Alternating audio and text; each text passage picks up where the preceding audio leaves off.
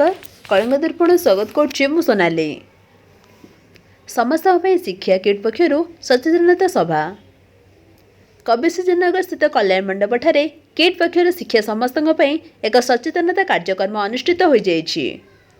मुख्य अतिथि भावे विधायिका लतिका प्रधान जोग देइथिबा बेले अन्यमानक मध्यरे प्रधान शिक्षक मिहिरकांत शतपथी, कमल लोचन साहू, रवींद्र प्रधान, बीओ निरंजन मिश्र, समाजसेवी भोगान स्वाई, कॉलेज अध्यक्ष प्राणकृष्ण पट्टनायक प्रमुख जोगदे शिक्षा समस्त आवश्यक उपरे मत व्यक्त करथिले।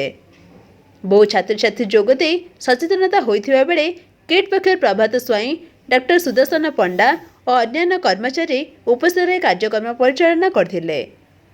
कविसुजनगर सोनाली मिश्र रिपोर्ट कलिंग दर्पण।